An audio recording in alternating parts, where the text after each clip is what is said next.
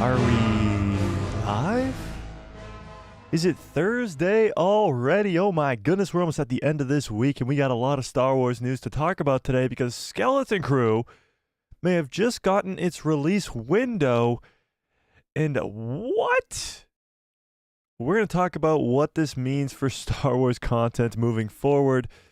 But this is very strange, and honestly, I don't even know if I believe it. So we're going to dive into all of it. There's more news than just this Skeleton Crew stuff, but it is the most important news, I think, the most jarring news. But let's dive into it all. What's up, guys? It's Mike, a guy who loves Star Wars. This Skeleton Crew news has me rattling my brain right now. I really don't know what to believe. I don't know whether this is true or not. So today, as a community, we're going to go over it and we're going to come to our own conclusion to see what's really going down with this show. Because at first, if you asked me 2 days ago, I would have told you Skeleton Crew is the next Star Wars show. It's probably going to come out early in 2024, like January or February or March. These reports are saying the exact opposite. They're saying this will be the last project of next year and it will be released around Christmas of 2024. This would be over a year delay because Skeleton Crew, before the strikes happened, was supposed to come out right now. It's supposed to come out in November and December of this year. That would be a year delay. What also doesn't make sense at all is that this show is done. This show is done. It filmed at the same time as the Ahsoka show. It's been in post-production for a long time, and it's done. So what are we waiting for? Why are we waiting for this show? Why the year delay? We're going to talk about it as a community. So let's dive into all of this. Smash a freaking like as you come in, by the way. I forgot to say that in the last stream, but smash a freaking like as we come into the stream. What's up, Tony? How we doing? Tony says, what? Well, that answers a lot of questions as to why there hasn't been an actor promo. So perhaps script/storyline changes to Dave's movie and Ahsoka's future storyline. Here's the thing. I think the only answer to the question, why is this delayed, has to do with maybe having to do some reshoots. Because if this show is really done, because it filmed at the same exact time as Ahsoka, and we've already watched the Ahsoka show. So if it was on the same timetable, it should be done by now. Maybe they got to go back and do some reshoots. Maybe some stuff didn't go over well when they tried to do some screenings with the Disney executives or something. I don't know. But it seems like the only option because there is no reason for this show to be delayed.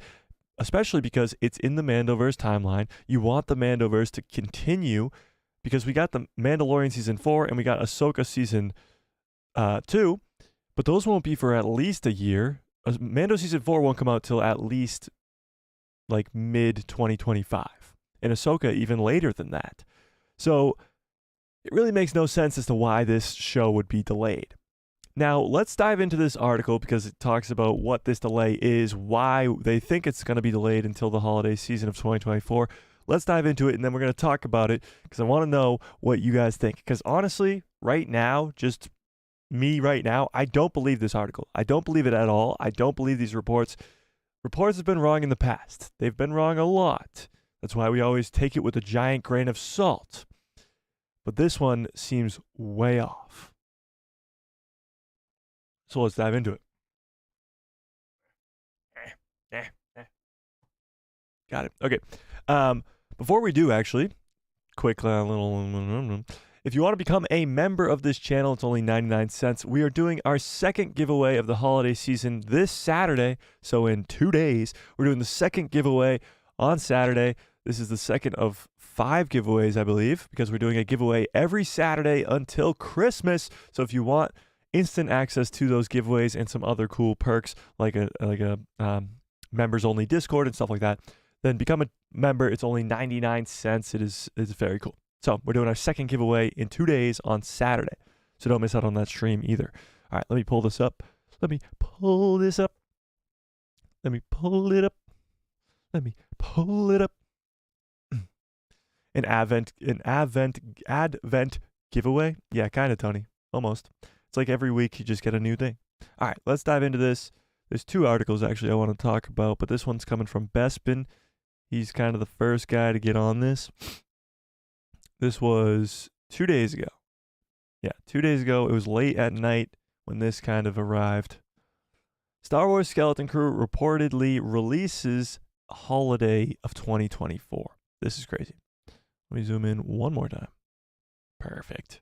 So, in September, you may recall that I exclusively reported that the live-action Star Wars show, Skeleton Crew, which was scheduled for a release of this year. This year we were supposed to get Skeleton Crew. Literally, right now, we should be watching Skeleton Crew. If it wasn't for the strikes, obviously, that lasted like 8 months, we would be watching Skeleton Crew right now. However, they had to delay it, of course, and now we're waiting. So, which was scheduled for a release of this year, had unfortunately been delayed into 2024. Within this article, released in September, I mentioned having sources tell me that Skeleton Crew could be delayed by an entire year from when it was originally supposed to be released. Skeleton Crew was supposed to be released in late November of this year, which is right now, which points towards a November 2024 release window. Now, another reliable outlet is reporting that Skeleton Crew is aiming to release in the latter stages of next year as well. Here we go. So this next paragraph is just them promoting themselves. Making Star Wars took to his live YouTube show to share that he had heard from sources that the series created by Spider-Man Homecoming duo John Watts and Christopher Ford would be looking to release closer to the holiday/Christmas period of 2024. You can read this quote below. So this is what Making Star Wars said. Jason over there at Making Star Wars said, he says, "Yeah, it's not what I want, but what Bespin Bulletin has heard and what I have now heard from two separate sources is that it would be out like after Halloween. Today I spoke to someone that said that this is a Lucasfilm person, expected it to be holiday of 2024, Christmas season. When I heard holiday season, I expected between Thanksgiving and Christmas. This is insane. This is absolutely insane. This makes zero sense at all. If it was supposed to be released this holiday season, why delay it till the next holiday season? Now, we talked about all the projects that are coming out next year. You got Skeleton Crew, you got Acolyte, you got Bad Batch, you got Tales, and you got Andor Season 2. This is not looking good for next year. This is not a good start if this is true. But let's keep going. Making Star Wars went on to reiterate many of the points I was first to report in September of this year.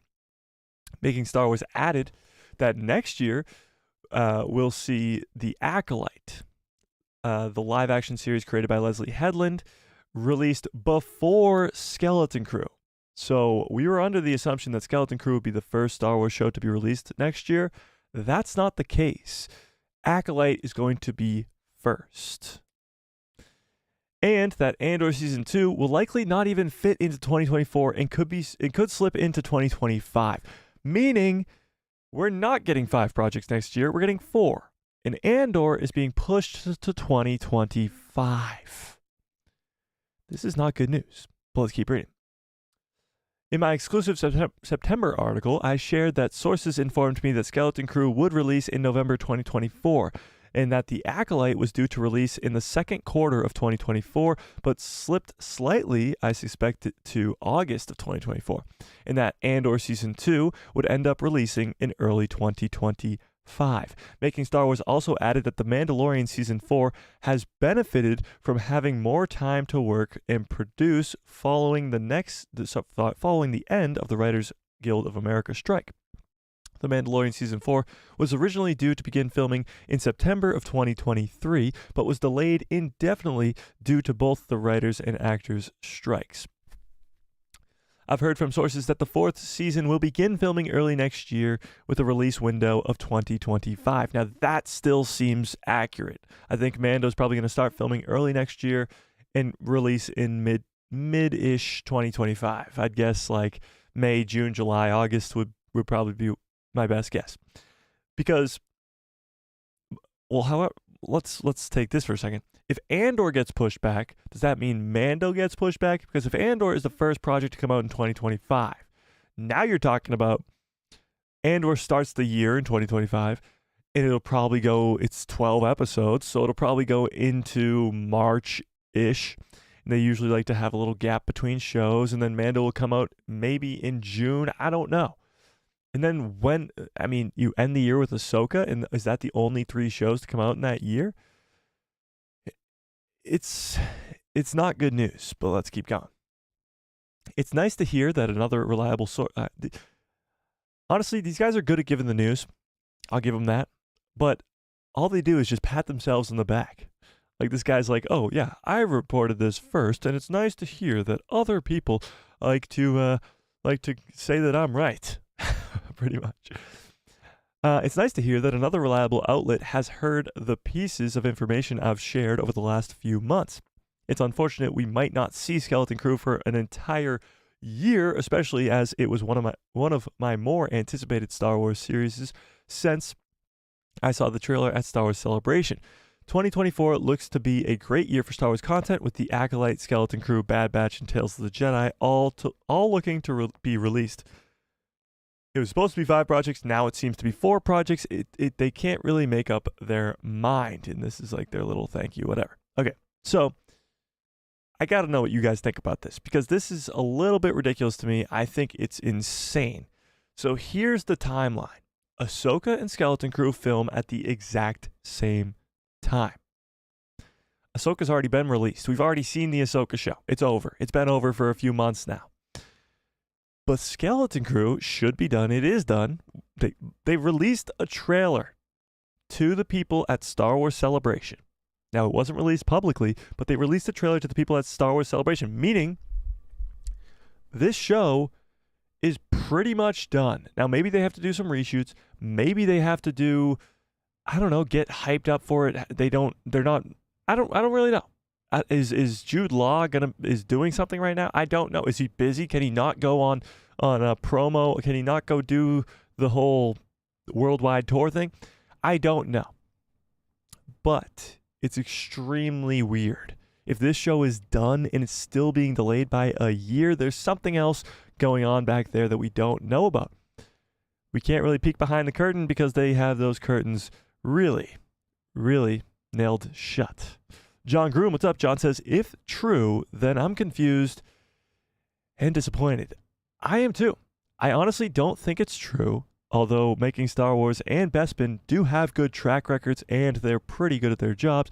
I don't see this being true. They're usually right, and maybe they're right, but I just can't. I need someone else to tell me that this is real.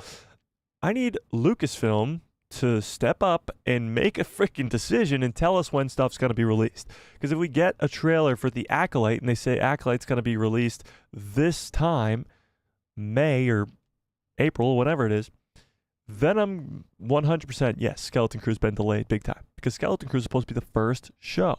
Now, this could be the case where they're wrong, and in a few weeks we could be getting the Skeleton Crew trailer, and then they're going to have to be like, oh, sorry, we were wrong.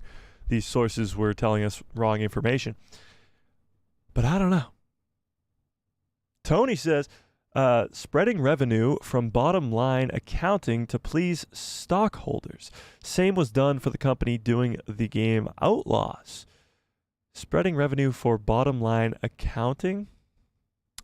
But how would pushing this show till the end of next year help at all when it comes to pleasing stockholders?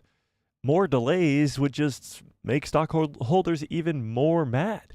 There's been an enormous amount of delays. Look at Marvel. Marvel was supposed to have 3 massive movies come out next year. Now there's only 1. The others were delayed a whole year almost till 2025.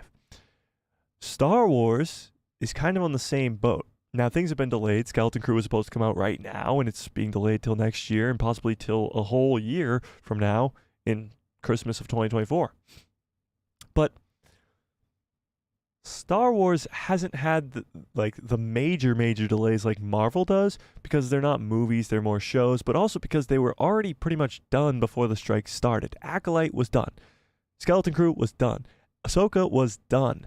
So they had a lot of content ready to go. I think even Bad Batch is close to being done. Tales of the Jedi, I'm sure, is very easy to do. It's only like 60 minutes of content. Not that it's really easy to do, but it is probably easier. It takes less time. And Andor was already filming.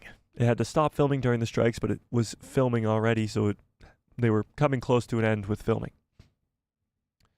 So Star Wars was in a pretty good position to have this strike happen. They had a lot of projects already done in the backlogs. They already had projects being in the works. They were already pretty much ready to go.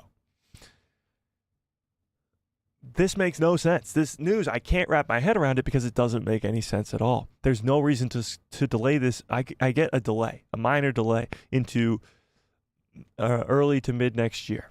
Even if it got delayed to like April or May, I'd be like, that makes sense. Getting delayed till Christmas of 2024 makes no sense at all. None. We either don't know a piece of information or these people are just wrong. And that wouldn't be the first time that they're wrong, but it just seems very, very far off. John Groom says, maybe they've just decided on some overreaching plot changes and need reshoots, as you said. Reshoots could be an answer, but why? Here's my thing with the reshoots. Reshoots would only make sense if they planned on doing reshoots back in like April of this year. Because Ahsoka and Skeleton Crew, like I said, filmed at the same time, which could cause for some cool overlaps with Ahsoka maybe being in Skeleton Crew, or some Ahsoka characters like Harrison Dula and Chopper being in Skeleton Crew, something like that, something very cool along those lines. But if Ahsoka was screened to the Disney executives in, I believe it was February of this year, it was screened to the Disney executives, and that's when they were like, holy shit, this is so good. We need to give Dave Filoni a movie. We need to give Dave Filoni a promotion. We need to give Dave Filoni everything. If that happened in February of this year, and Ahsoka and Skeleton Crew filmed at the exact same time, then Skeleton Crew would probably be screening to the Disney executives around that same time. Even if it's a little later, it's in March or it's in April, the strikes don't start until June or mid-May, something like that. The strikes don't start until May, June, whatever. So they have February, March, and April to screen that show, meaning it was done. So if they planned on doing reshoots, it would have been done before would have been started before the strikes even started. So I don't know. Honestly, here's the thing. Skeleton Crew is supposed to be connected to Ahsoka, to Mando, to this whole Mandoverse. It's supposed to be this brand new cast of characters, but they're supposed to tie into Thrawn becoming heir to the Empire and Dave Filoni's movie and what we're all really leading to here. And John Watts is at the helm as he's creating the actual thing. Dave Filoni and Jon Favreau are executive producers of the damn thing. Like, it's going to be a good show. Jude Law is starring as a Jedi who survived Order 66. They're describing it as the Goonies slash Stranger Things meets Star Wars. That sounds incredible. I don't see a reason where you want to delay this by a year if it's that good, if it's what you really wanted, because it should be the first project, especially after Ahsoka. Ahsoka's in the Mandoverse, Skeleton Crew's in the Mandoverse, Acolyte is not. Now, I think Acolyte will be cool, it's just very far away from all this stuff. You're trying to build up hype for this Dave Filoni movie by going Ahsoka, Skeleton Crew, Mando 4, Ahsoka 2 movie. Build up hype, get people ready, and Skeleton Crew needs to come out sooner rather than later, because people, they got short-term memory loss and they're gonna forget. They're gonna say, oh, that Ahsoka show is cool, but what the fuck is Skeleton Crew? You want to ride the wave of Ahsoka to get Skeleton Crew to get the most views. Does that make sense? I mean, why would you wait? When Ahsoka was such a big success and the Star Wars fandom's riding high, people want more of that. And Skeleton Crew is more of that. Acolyte is more Star Wars content, but it's not the same time period. It's not the same characters. It's not the same story that people are looking forward to. When Thrawn goes back to the original galaxy and he's on Dathomir, ready to become heir to the Empire, people want to see what's going down with that. And I think Skeleton Crew will give us a little bit of an insight to what's going down there.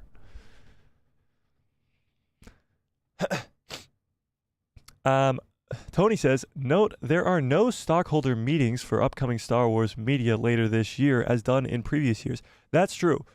Like last year and the year before, when they did that massive release of Star Wars content, they were like, oh, you're going to get Mando Season 3, Ahsoka, even Rangers of the New Republic was on that list as well, Visions, Bad Batch, all these crazy announcements.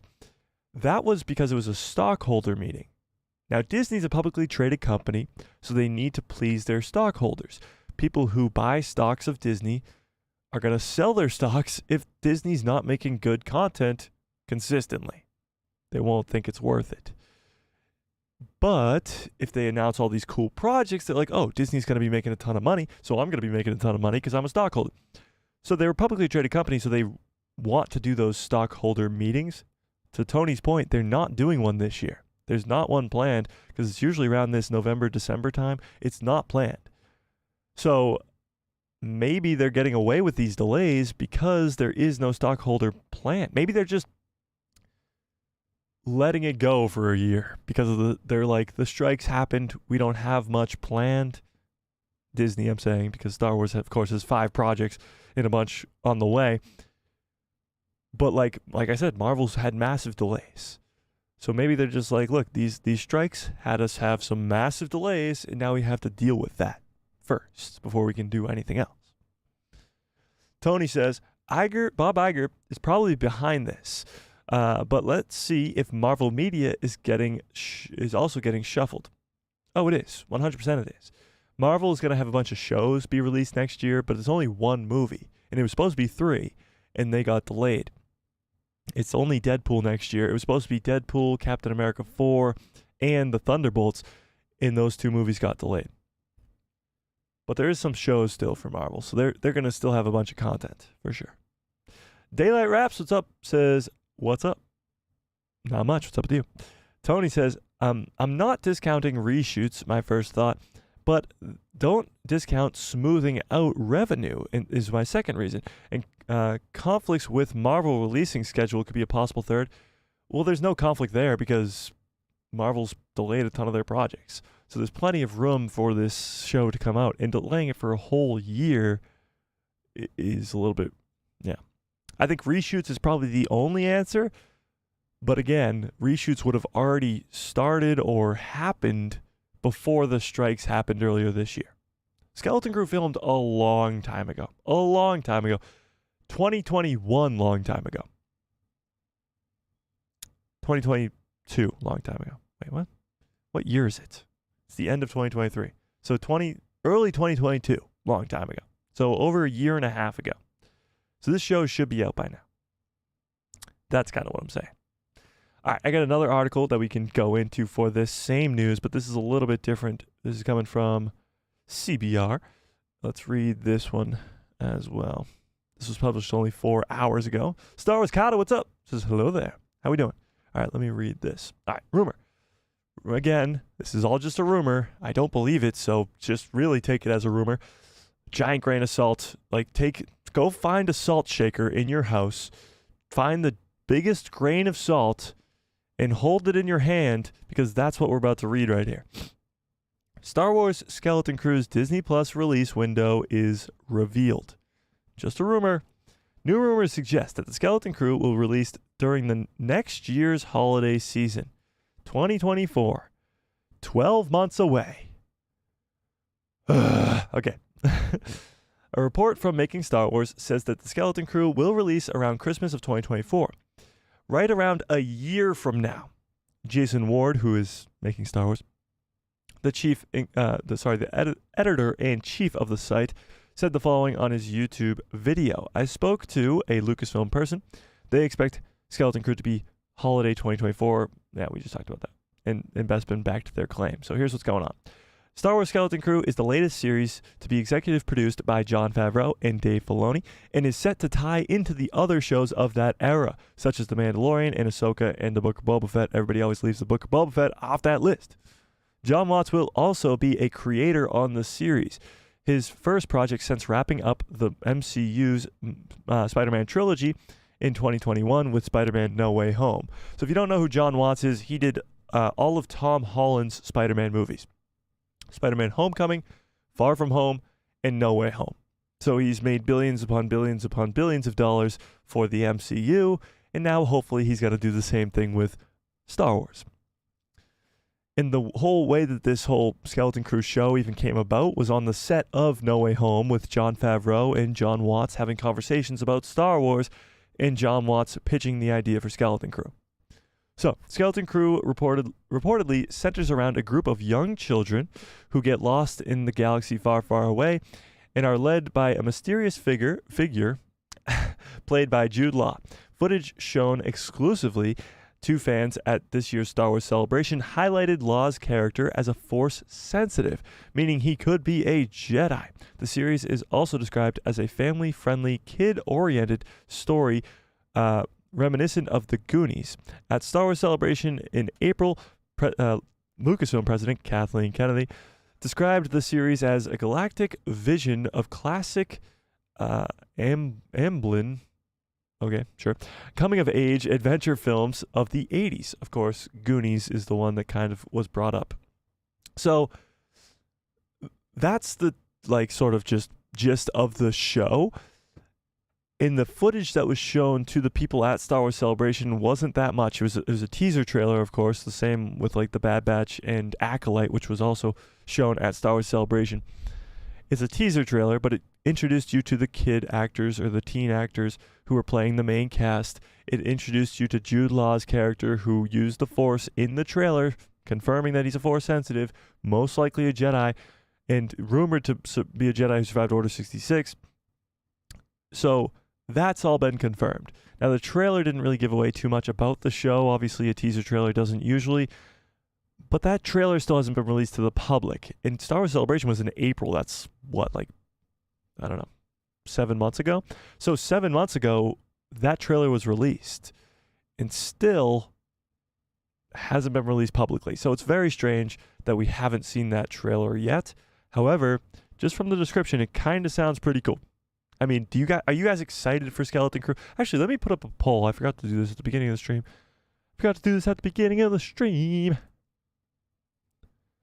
Do you think these reports are true? Yes or no? All right, let's go back to this article. Boom, boom, boom, boom. Got it. Okay.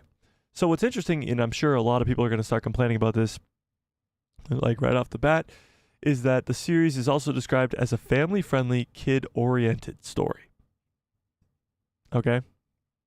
Now, kid-oriented obviously means it's for kids, but it's also played by kids, But what people are going to complain about is, it's too family-friendly and it's made for kids, just like they do with the Clone Wars or Rebels or any other Star Wars media. Guess what?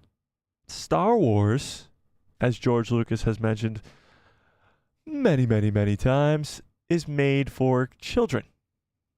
To the surprise of many, it is made for children.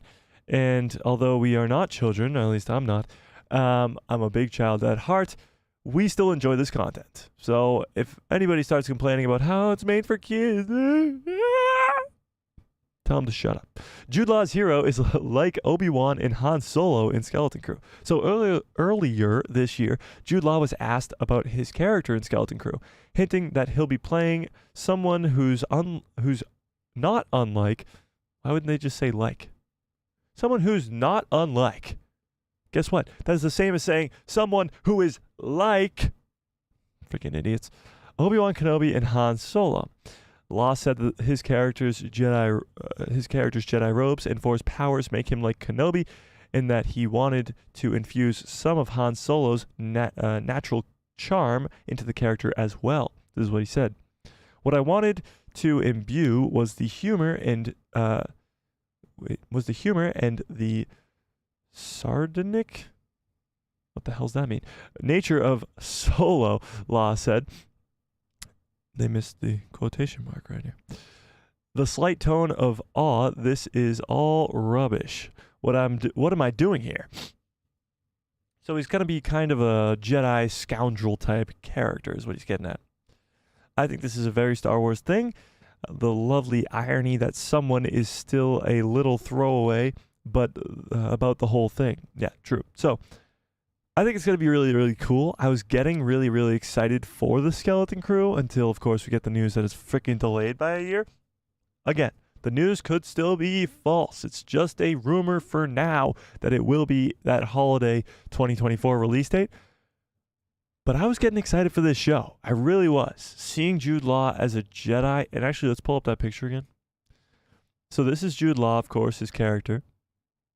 He's not really wearing Jedi robes here. He's wearing some like leather jacket type thing. But these are the main kids behind him. So there's 4 of them. I believe this one or this one too. I believe one of them's like an alien character, and then the 2 others are humans. But I could be wrong. But I was getting excited for the show, and now it getting delayed by a year sounds stupid.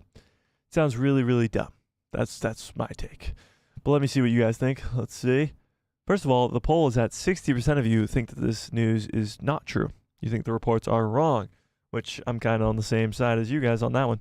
John Groom says, the kids will have gone through puberty by the time this is released. That's true. So if you're trying to sort of have these kids, because the Skeleton Crew is supposed to tie into Dave Filoni's movie, if you're supposed to have these kids in Dave Filoni's movie, like not much time has passed, you're going to have to start filming very quickly because kids grow up really, really fast. If any of you watch Stranger Things, you know that for sure. Kids grow up very, very fast. Very fast. Daylight Rap says, I'm a kid at heart too. Stranger Things was played by kids as well. Yes, it was. Stranger Things is probably one of my top 5, easily one of my top 5 shows of all time. Damn, this is some good water. John Groom says, when was it supposed to be released? Good question. So Skeleton Crew was scheduled, or not officially scheduled, but it was officially announced by Lucasfilm that it would be released this year in 2023. And it was mentioned November or December, or later in the year. So November or December was kind of the target release date of this year, meaning this is over a year delay that we're talking about today. So that would suck. But yes, it was originally supposed to be released right now. We would be watching it right now. We'd be enjoying Skeleton Crew. We would be doing watch parties. We'd be doing all this fun, cool stuff right now. And that sucks. Yeah. Daily Rap says, I rewatched Harry Potter's first 3 films, and they age up so quickly, but it didn't take me out of it. That's true, but Harry Potter is more of like actually just telling you the story of Harry Potter growing up. Like, that's the point, you know? If these kids are supposed to be the same age and not much time has passed, then it's kind of a little bit different. Friggins, what's up, Friggins? How we doing? How we doing? So the Mandoverse is kind of coming together. It kind of is. Mando Season 4 is supposed to start filming next year. Skeleton Crew is the next sort of installment in this Mandoverse after Ahsoka. Really brought a lot of fans back to this franchise. It is cool. It is cool. The Mandoverse is finally coming together. Ahsoka Season 2 hopefully will happen, and then we'll finally get Dave Filoni's movie. Now, I'm still holding out hope that Dave Filoni's movie gets turned into a trilogy, but I don't know if I'm just being a little bit too hopeful on that one. But we'll see. We'll see. We'll definitely see. But this is bad news. That's all I gotta say. This is bad news if it is true. Again, take it with a giant grain of salt. We don't know it to be true. You don't know it to be true. But we do have some other news to get into, so if you guys want to talk about that, the whole Skeleton Crew stuff, you can bring it up again later, but I want to dive into this news as well, because Katie Sackhoff was talking. She's always talking. Katie Sackhoff, I think, has her own podcast. She's always doing interviews. She's always just talking about Star Wars. And quite frankly, I'm loving it. But we should get a sponsor by McDonald's. The amount of times I say I'm loving it and don't get paid for it, it's just like when I say I'm loving it, it makes you guys go and buy McDonald's, doesn't it? So like McDonald's, if you're watching, and I know that you are, let's set something up, you know? All right. let's dive into this. So, if you're unfamiliar, Bo-Katan and Ahsoka Tano have a pretty big past together, let's say. From the Clone Wars, they really know each other.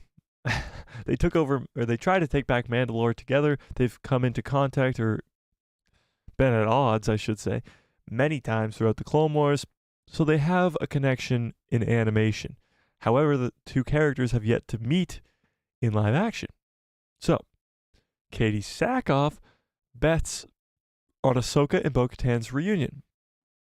So, this is coming from an interview with The Direct. So this is Katie Sackhoff in an interview with The Direct. So before we actually read this, I think it's obvious that these two characters will share the screen at the same time, probably in Dave Filoni's movie, maybe even in Ahsoka Season 2. Ahsoka's still on Peridia. She's trapped on Peridia, okay? Trapped on Peridia. Whether or not she comes back for Dave's movie remains to be seen. I think if Ahsoka Season 2 comes out first, then she probably will come back. I don't know how or why, but she will come back. But right now, I would honestly rather see Dave Filoni's movie with Ahsoka still on Peridia. And maybe it's something like the bad guys win and the good guys lose and they need more help, so they go get Ahsoka. They say, look, we need your help. Help me, Ahsoka Tano. You're my only hope.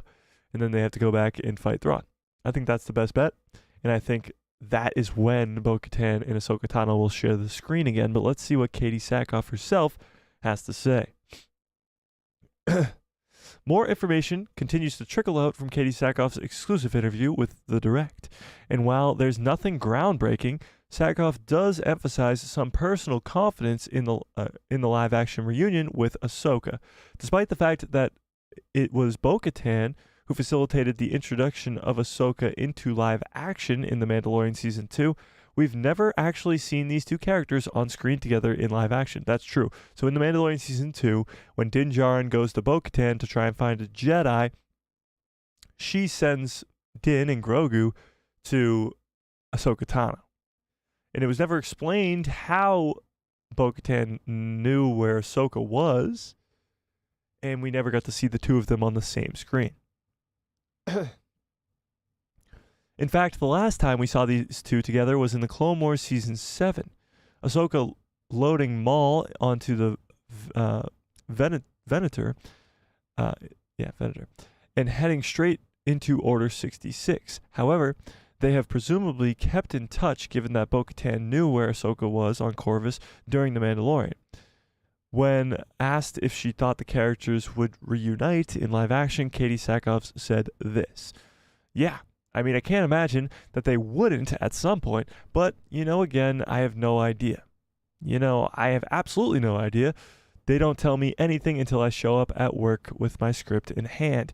Again, we know Lucasfilm is very, very secretive when it comes to all these cool storylines getting out, so Ahsoka and Bo-Katan's reunion probably wouldn't get leaked out there and wouldn't be told to people very, very soon. So they like to keep their secrets, and she's probably not wrong that she doesn't know much of anything until she gets onto set. So, given how much history these two characters have, I can't help but agree with her. And who knows, this reunion may not happen until Dave Filoni's New Republic era film, but I think we can feel certain that it will happen, despite Katie Sackhoff's enthusiastic attempts to hedging her answer. And speaking of reunions, she was also asked how she thought Bo-Katan would feel about Sabine becoming a Jedi, and this is what she had to say. I think that Bo has always worked side by side with the Jedi and the Mandalorian people. And I think that she sees the benefit of the two groups working together, and I think that she would probably think nothing other than, wow, that's pretty wonderful, good for you. And I think on the same case, I mean, I'm pretty sure that's how she would react as well. You have to remember, Sabine handed Bo-Katan the Darksaber in Star Wars Rebels. And then, of course, that's not what was supposed to happen. she cursed Mandalore, and Mandalore got turned to glass, and that's how we ended up with the whole plot of Mando Season 2 and Mando Season 3. But she was pretty good with the Darksaber, Sabine was, before she got rid of it. And she gave it to Bo-Katan, because she thought Bo-Katan was a better leader than her. Now maybe the tides have turned, with Sabine becoming a Jedi. I'm not convinced that Sackhoff is fully channeling her opinion of Bo-Katan here.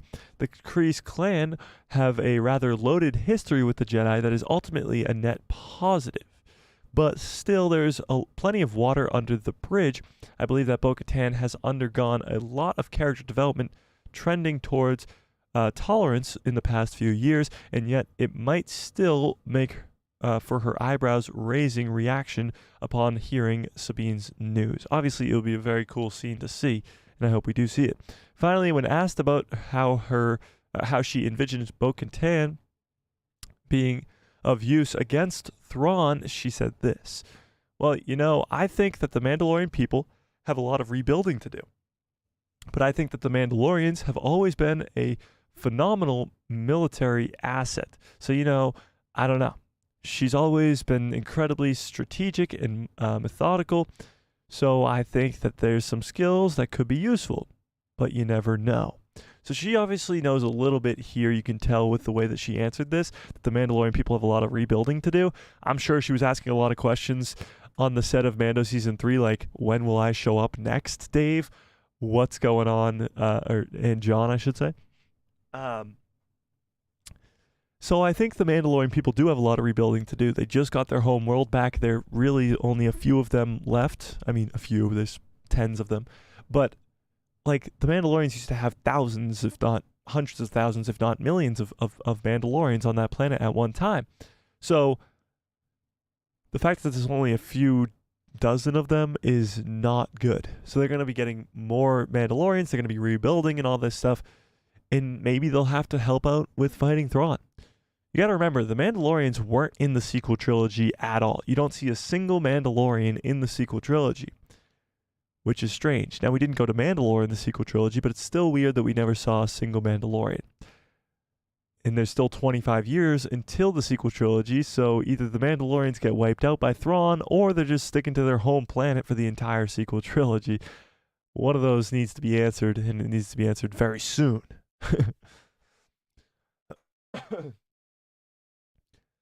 Everybody hated this for sure, but here we go. Useful indeed. Color me gobsmacked.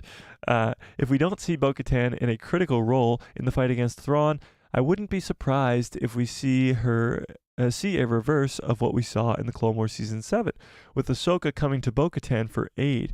Moreover, Sabine still needs closure after the sacking of Mandalore.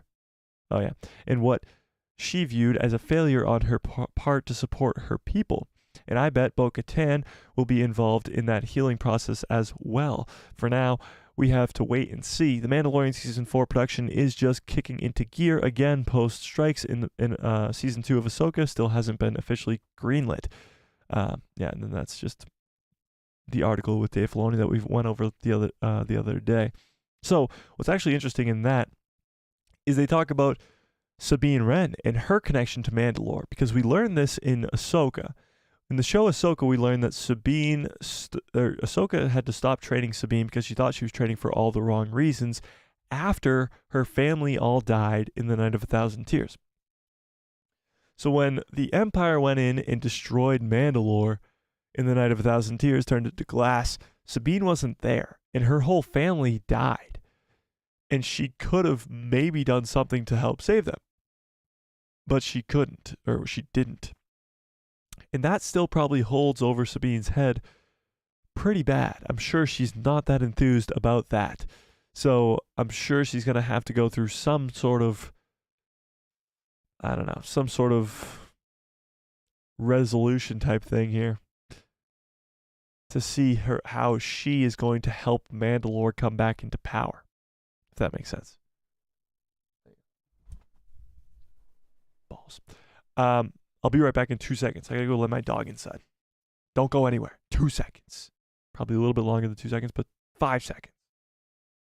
While I'm gone, tell me in the chat, do you think Ahsoka Tano and Sabine are coming back to the galaxy before Dave Filoni's movie? Tell me.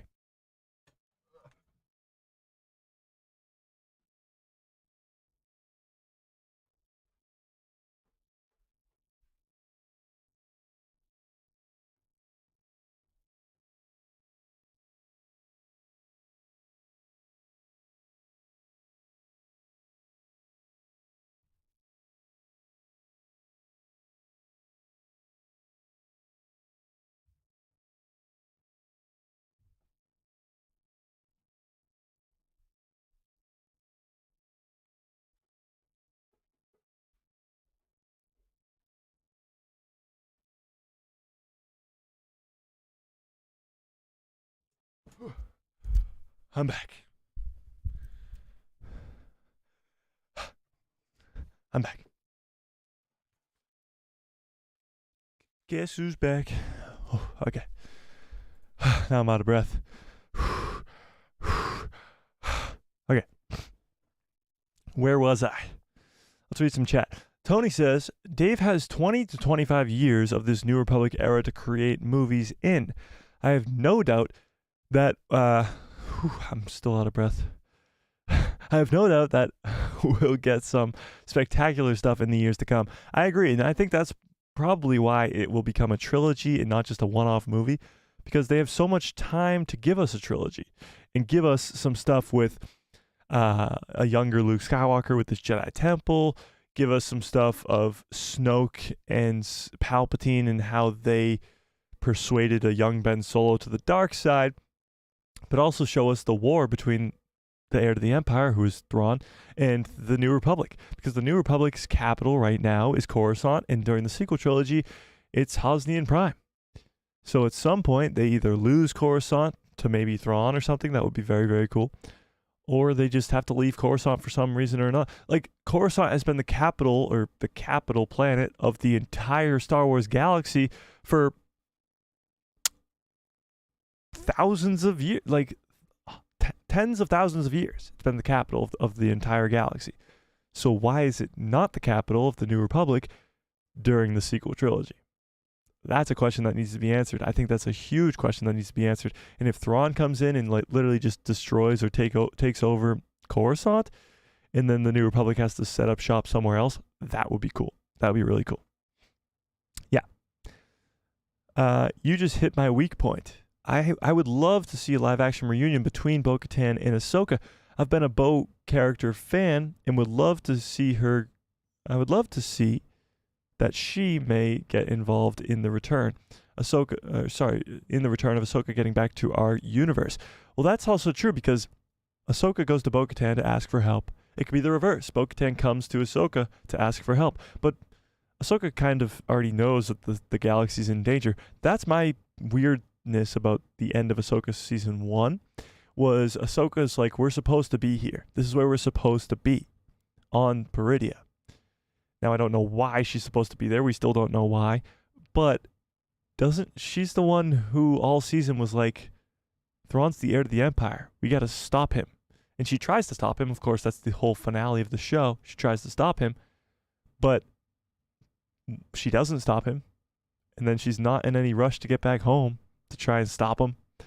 So, and she's like, this is where we're supposed to be.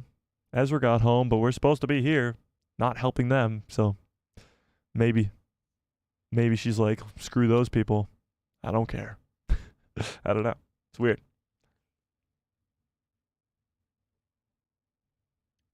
Do you ever just drink some water and it just really, really tastes good? Like it just really hits the spot. Like a good glass of water. That's what this is right here. Maybe it's because Ahsoka Tano's on the mug. I don't know. It's pretty bomb. But now it's empty, so hopefully this giant ass cup tastes just as good. It does. It does. Okay. Mandalorians fighting zombie stormtroopers. That would be wild. That would be very cool. That would be very, very cool. I want to see that. That's the thing. Thrawn went up against 3 Force users in Ahsoka. Thanks, Friggins. Uh, Thrawn went up against 3 Force users at the end of Ahsoka: Sabine, Ahsoka, and Ezra. Of course, he's gonna run for his life, obviously. So he ran for his life. Now he's in the original galaxy, where Force users are very, very, very slim. You got Luke, you got Ezra, you got a few stragglers here and there, I guess. Possibly Jude Law's character. Who knows? We'll see. But it is very, very, very cool, or it will be very cool, to see Thrawn's strategical mind go up against non-Force sensitives, like the New Republic, or the Mandalorians, or Din Djarin. Like, to see that happen is going to be awesome, because that will be Thrawn at his, like, real power, where he's not going up against 3 Force sensitives that can kill him on the spot.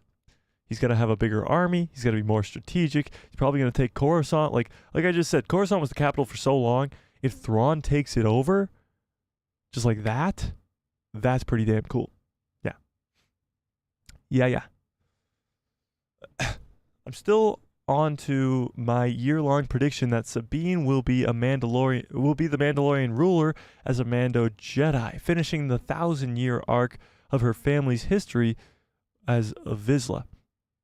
Well, yeah, so Sabine is a Vizsla, or she's from the clan Ren, of course, but that comes from the House of Vizsla. She's a direct descendant of Tar Vizsla, who is the only ever Jedi Mandalorian, you know? So that would make the most sense. The Last Clone Studio, what's up? Says, sup guys, how we doing? So that would make the most sense if Sabine was to become the next ruler of Mandalore. But it seems like they don't want to go to a ruler. I mean, that was kind of the gist of the Mandalorian season 3. The destruction of the Darksaber, all this other stuff. They don't need a one ruler type thing. They don't want one ruler anymore. They want to rule as like a government or whatever. They don't want one ruler. Now maybe Sabine can become like the president or something. I don't know. I really don't know. But it's possible that she could become like a ruler, or one of the rulers, many rulers of Mandalore. Maybe Bo-Katan and Sabine can do it together, type thing, you know? Because also their two families were at odds many different times. So if they were together, it would be very, very cool. The Last Clone Studio says, I'm so close to 400 subs. Ooh, let's go sub to the Clone Studio. YouTube, everybody go subscribe to the Last Clone Studio. Let's do it right now. Last Clone Studio. Oh, he is. He's only 7 away. Can we get all 7 people right now to go subscribe to our boy Last Clone Studio? Subscribed. And you know what? Let's hit the bell too, you know? Let's do it. Let's get our boy Daniel to 400 subscribers. Let's do it. By the end of the stream, I fully expect Daniel to be at 400 subscribers. Let's do it, ladies and gentlemen. Please. Much love, Daniel. If Daniel's even your real name. All right. Where was I? Oh, yeah. Going back to Bo-Katan and Sabine ruling Mandalore.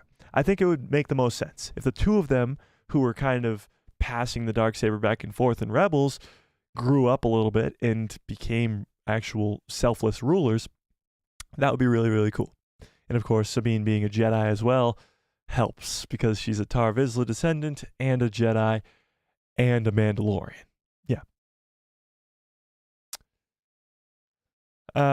John Groom says, if Ahsoka does come back, then they need to explain her absence from the sequel trilogy, same as all the other Mandalorians. Yeah, that's true. There's a lot of people who are absent in the sequel trilogy that need explaining, but it's the same as the original trilogy. Ahsoka's alive during the events of the original trilogy. She's not involved in them.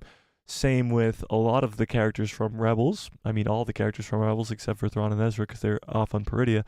But you got Sabine, you got Hera, you got Chopper. They weren't involved in the original trilogy when they could have helped probably drastically. So it's kind of the same sort of story. I mean, maybe even Cal Kestis. We don't know if he survives to the original trilogy, but if he does, then where was he during the events of that?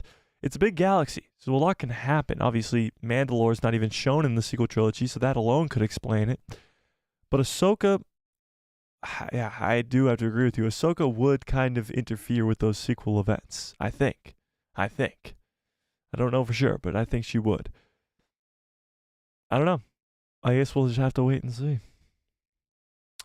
Friggin says, they still need to explain her absence from the original trilogy. Yeah, That's kind of what I'm saying. I mean, they kind of like briefly touch upon it, like she trained with Sabine for a little bit, and then she goes off and she's trying to hunt down Thrawn because she knows that Thrawn's still alive. But there's like it's 5 to 10 years. The original trilogy, I think, spans 4 years, something like that. So we'll see. Yeah, I think explaining Ahsoka's absence in the original trilogy is probably a little bit easier than the sequels, unless during the sequels she's on Peridia still. But if she's on Peridia still, like we still have 25 years until the sequel trilogy starts. So 25 years on Peridia is a long ass time. John says maybe Thrawn will take over the banking clan and cause chaos that way. That would be pretty cool. Because yeah, we're kind of only thinking of it as Thrawn being more of like a military mind, which he technically is, but he is a very strategic guy too. So taking over the banking clan instead of just going in guns blazing would be probably smart. But honestly, if all those crates that Thrawn had that he was transporting to Dathomir are really Night Sisters, he's going to have a big-ass army of Night Sisters. That's going to be hard to stop. You're going to need all the Force sensitives that you can get to stop that. Now you're going to need Ahsoka, Sabine, Ezra, Luke Skywalker, Leia Organa, Grogu. Like you're going to need and the whole Mandalorian army to take down these Night Sisters. Night Sister magic versus the Force is going to be so cool to watch. And we just got first very glimpses of it in Ahsoka. We got a lot of it in Jedi Survivor. Now it was more of the Force working together with magic, but I want to see magic versus the Force. See what's more powerful. Yeah. Friggin says, I'd be happy with Ahsoka and Sabine stuck on Peridia for a bit, doing weird stuff. Meanwhile, back home, Thrawn is versing Luke, Leia, and Han, etc. Yeah, that's what I would love to see too. It would be more of a classic adaptation of the Heir to the Empire trilogy if it was Thrawn versus Luke, Leia, and Han. You can maybe even bring in Mara Jade like we talked about on Tuesday, but it would please a lot of fans because those three, Luke, Leia, and Han, were never even on screen together during the time of the sequel trilogy, and it really would it would make it a lot better, for sure. And then if you make it a trilogy, that could be the first movie, and the second movie you could go get help from Ahsoka as well. But you said you want Ahsoka and Sabine to be stuck on Peridia for a little bit.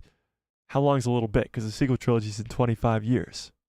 Hashtag bring back Mara Jade. I really want Mara Jade in canon. You can explain it in so many ways. She can either die off, she can survive but have to go into hiding, she can go to Peridia, she can have a child that Luke doesn't know about or that Luke has to put into hiding to protect him. There's so many different cool things that you can do if you bring Mara Jade back. Or bring her into canon, I should say. Let's go to... Let's see. 5 more. Can we get 5 more people to go over to subscribe to our boy, the last clone studio, please? Please. Go over, subscribe, and let's 2 hours ago, he uploaded this. Whoops, we're not gonna. I review my subscriber channels for the 3rd time. Okay, we'll drop a like. We'll drop a comment. Let's go spam his comment section too. Let's get to 400. Whoops, that's 4 billion. 400. Let's do it. All right. This was my first video review. That's a pretty good edit right there. All right. Thanks, Tony. Tony says, I think Palpatine via Dooku took over the banking clan as he did with the other separatist groups and probably got rid of them by the start of the Empire was created. Got rid of the banking clans? I don't think so. I think the banking clans are probably still around. I think it's just maybe built a little differently, especially now that the Empire is gone. The banking clans are definitely still around. The Mandalorian, during the original trilogy, they were fragmented and living the coverts, hiding, as their armor told us. The armorer told us in The Mandalorian season 1. That's true. We know what the Mandalorians were during the original trilogy. Their whole planet got turned to glass, and they've just been scattered across the galaxy. We know that. But what we don't know is like characters like Ahsoka Tano and characters like Bo-Katan, or maybe a little bit less Bo-Katan because she's a Mandalorian. Ahsoka Tano, the Rebels cast. Like, we don't know where any of those people are. Cal Kestis, possibly. Hera doesn't seem concerned with that Ahsoka wasn't involved in the original trilogy, as she and Ahsoka are good buddies in the Ahsoka show. Hera doesn't seem to be concerned. Well, Hera wasn't really involved in the original trilogy either. She was there at the Battle of Scarif in Rogue One, but she's not really there for anything else, you know?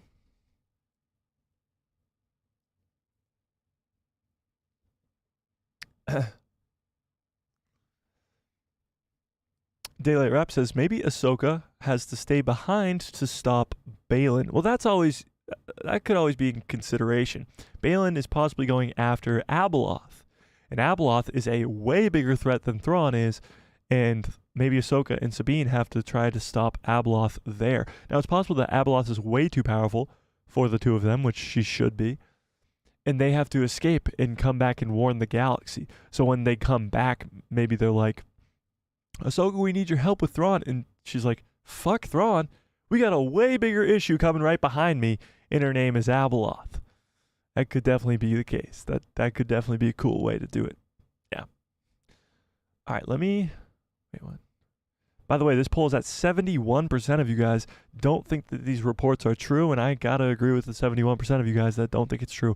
I think Skeleton Crew is coming out early to mid next year, and I don't think anybody else can stop me. Thanks, Daylight Raps. I appreciate that, and I'm sure he does as well. Let's see how he's doing.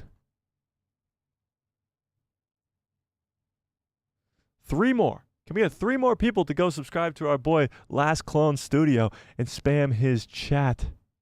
Can we go spam his chat, please? Let's get him to 400 today. Immediately. Now. Do it. Only 3 away. We got you, Last Studio. 3 more. Let's do it. 3 more people go over and subscribe to our boy. Let's do it. Let's do it. Whoops. Let me go back to the chat here. What is the next show if not Skeleton Crew? Good question, friggins. It will be Acolyte. Acolyte will be the next one if it's not... Sorry, hang on.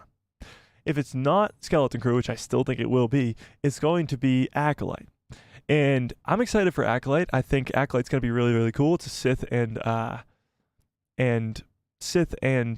Jedi-centered show with the High Republic being introduced into live action for the first time in in live action. And we're going to get a lot of Jedi. If you guys... I have the trailer for Acolyte. If you guys want the trailer for Acolyte, you got to hit me up.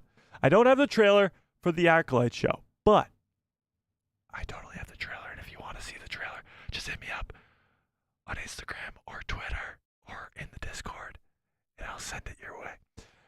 So the trailer for the Acolyte show was released to the people at Star Wars Celebration earlier this year, and it is quite the cool trailer, I must say. It features a lot of Jedi, and it teases towards the Sith. Now, we don't really see any Sith in the trailer as far as we know, but we do see a lot of Jedi, and it is very cool. Yeah.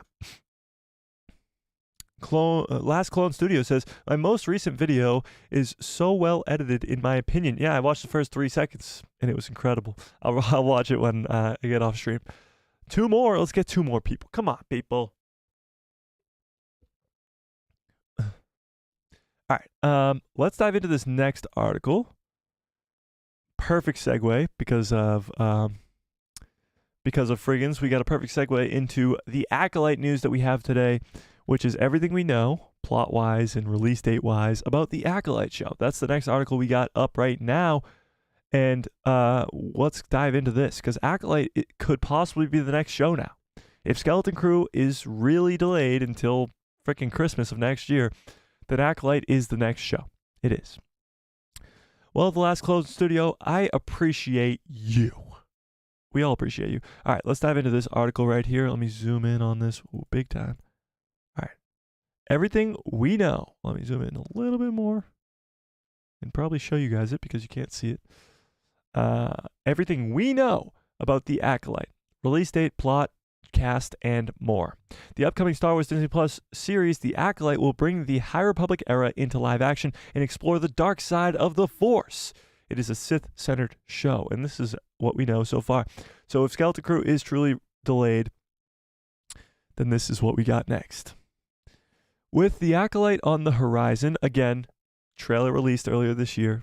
If you want it, hit me up. On the horizon, we are now deep into Disney and Lucasfilm's plans for the Star Wars TV shows. Along with The Mandalorian, Book of Boba Fett, Ahsoka, and Skeleton Crew, these shows are building towards a big, epic movie event, which is pretty exciting. This latest entry is our first live-action exploration of the High Republic era in the Star Wars timeline. Since this is new territory for a lot of Star Wars fans, we put together a guide to everything we know about the Acolyte. So some characters actually, give me a 1 into the chat if you're reading any of the High Republic books or comics or anything, just so I can let you know. Just so I can know. I've read all of Phase 1 of the High Republic. It is a good story. There's a lot of cool new characters, but it's a lot of reading to do. It's a lot of new characters. It's a lot of new story. And a lot of fans are going to be very, very confused if they go straight into that story. So this is a more of a different off-branch sort of story, but that takes place in the High Republic. It's not involving many of those characters. However, we will see many of those characters because there's actually one character that's already introduced in the books that is introduced in the trailer for Acolyte.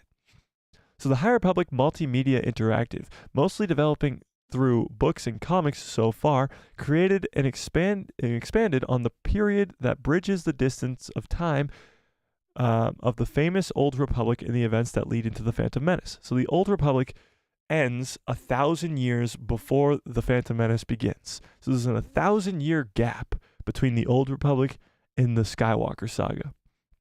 And that's what the High Republic is. So this era lasts around 400 years and was definitely, it was defined by the Galactic Republic and the Jedi Order having a golden age before their downfall, which of course is Palpatine taking over.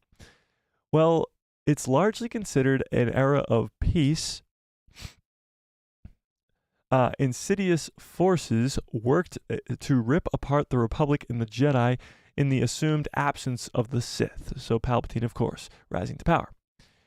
If you're looking to get into Star Wars mood in between Disney Plus shows, we got the Star Wars movie rank list. Okay, whatever. Okay, so here's what we got for Acolyte release date. We were initially expected Acolyte to drop during the first half of 2024. However, the release window isn't locked anymore, especially after all the delays related to the SAG-AFTRA strike and the Writers Guild of America strike. Skeleton Crew was supposed to be released next, either in late November or December.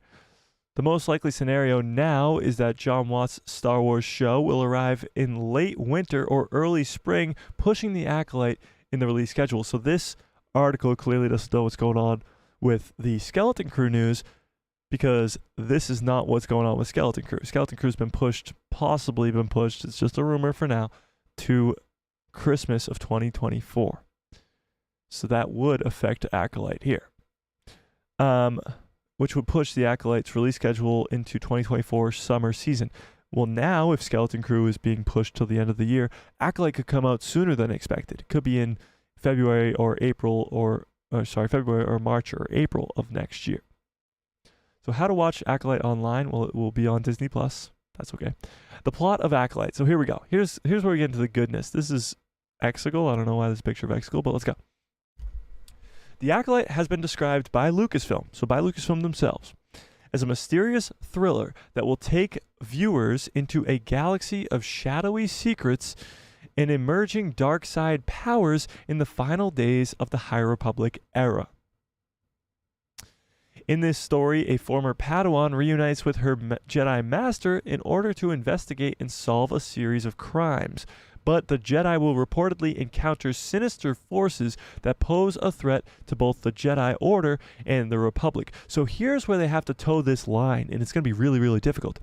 In The Phantom Menace, when Darth Maul shows up, and Qui-Gon's like, he was a Sith Lord, Mace Windu says that there hasn't been a Sith in over 1,000 years, i.e. the Old Republic. Now, if this show involves Jedi and the Sith, they can't really come into contact with each other, because then that would break the canon, and it would make what Mace Windu says false, unless the Sith kill the Jedi that they come into contact with. It would make The Phantom Menace retconned a little bit. So they have to kind of toe that line where you give us Sith, you give us Jedi, but the two can't really come into conflict together unless one of them, most likely the Jedi, die. So it'll be very, very interesting to see how they play that line. The early teaser for the Acolyte show at Star Wars Celebration 2023 was described as a dark thriller of sorts, with plenty of Force-powered martial arts action and Jedi lore. But further details about the sinister characters at the center of the story were kept in the shadows. So they really focused more on the Jedi in the trailer than the dark Sith Lord or dark side users that are supposed to be the main cast or the main characters. The preview ended with a sizable group of Jedi Knights firing up their lightsabers before facing unknown enemies. Daphne Keane teased that the show is kind of an explanation of how Sith infiltrated the Jedi. That's cool. So Daphne Keane is the girl who played the young Wolverine girl in the movie Logan.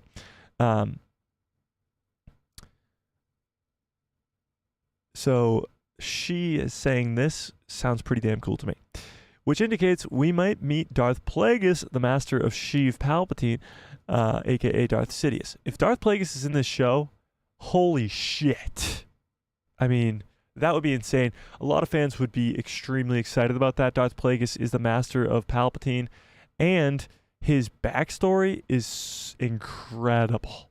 Like, a lot of people think that Darth Plagueis, the Plagueis novel, which is not canon right now, but the Plagueis novel is one of the best Legends books there is, and really dives into, of course, how Palpatine kills Plagueis, but it dives into Plagueis' power and how he wanted to live forever, pretty much.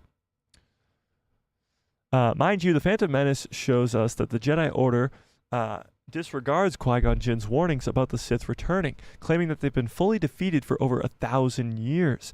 So whatever happens in this show with the dark side cultists and potential Sith figures shouldn't contradict the crucial part of the Order's ultimate downfall. So like I said, they have to toe that line of knowing whether or not there's Sith, because the Jedi can't know that.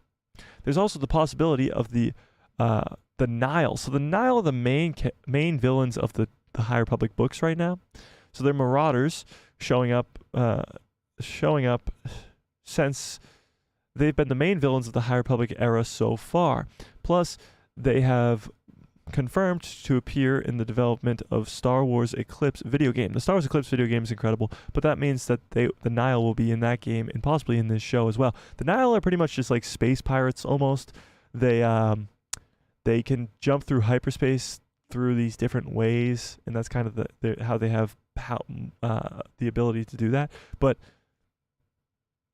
the only reason that they can take on the Jedi is because of their numbers and their ability to hyperspace jump almost, you know? Through some leaked footage from the last Star Wars Celebration made its way online, Disney and Lucasfilm haven't released any official trailer or preview for The Acolyte at this time. Expecting this to change in the upcoming months, especially as we move past Skeleton Crew in early 2024, which might not be the case anymore. We'll update this article as soon as we get the first looks. So, here's the cast. Now, the cast is loaded. The cast is absolutely loaded for this show, and it's actually kind of weird because when it comes to Star Wars, they usually try to go for more unknown actors, and for this show, they did not. So, the main cast for The Acolyte is officially unveiled by Disney Plus and Lucasfilm on November 7th of 2022, over a year ago. It includes Amandla Steinberg, who will be the main character, as it is assumed. She's from The Hate U Give, never seen it. Li Zhang Cha, who plays the main character in Squid Games, which is an incredible show if you haven't seen it. Manny Jacinto, who's in The Good Place.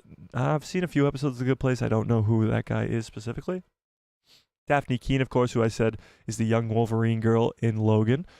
Jodie Turner-Smith from Queen and Slime, don't know what that is. Rebecca Henderson from Inventing Anna, don't know what that is. Charlie Barnett from Russian Doll, no idea. Dean Charlie Chapman from 1917, I have seen that. Carrie Ann Moss from The Matrix, have seen that as well. And Jonas Samanto from Star Wars The Rise of Skywalker. Now, Jonas, I think his name is pronounced Jonas, I could be wrong, but he's the guy who's the new Chewbacca. He's the new man under the mask when it comes to Chewbacca, and he was Chewie in Rise of Skywalker. Now he's playing a Jedi, a Wookiee Jedi, I should say, a Wookiee Jedi from the High Republic. Now, Burryaga is the famous one, or the most known one in the High Republic, and I don't know if he is going to be Burryaga or not, but it could be the case that he is Burryaga. We've seen some Wookiee Jedi in the past, most notably Gungi, his name is Gungi, from The Bad Batch and from Clone Wars, but this is going to be a fully grown Wookiee, he won't be a youngling. Currently, we don't know about any potential cameos of well-established Star Wars characters.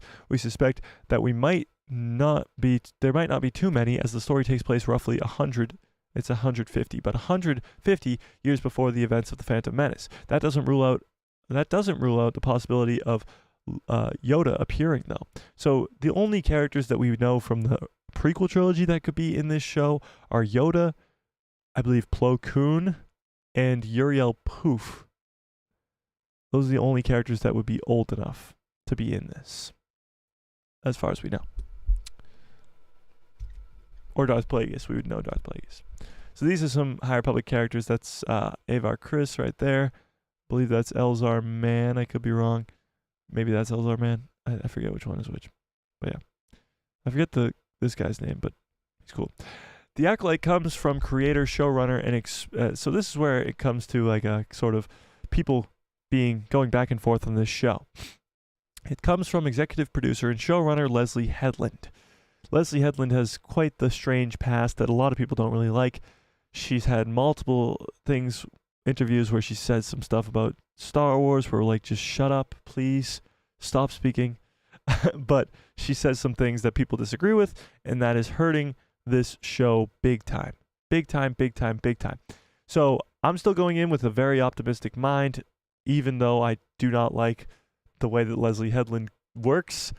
I still am very optimistic for this show. She's just said some crazy things about George Lucas and how it's just stupid. Okay, whatever. And they began production in the UK in late 2022, and the executive producers are Lucasfilm president Kathleen Kennedy, Simon Emanuel, Jeff King, and Jason McAuliffe. Sure, I don't know who any of those people are. And Rain Roberts and Damian Anderson are producing as well. I have no idea who those people are, except for, of course, Kathleen Kennedy.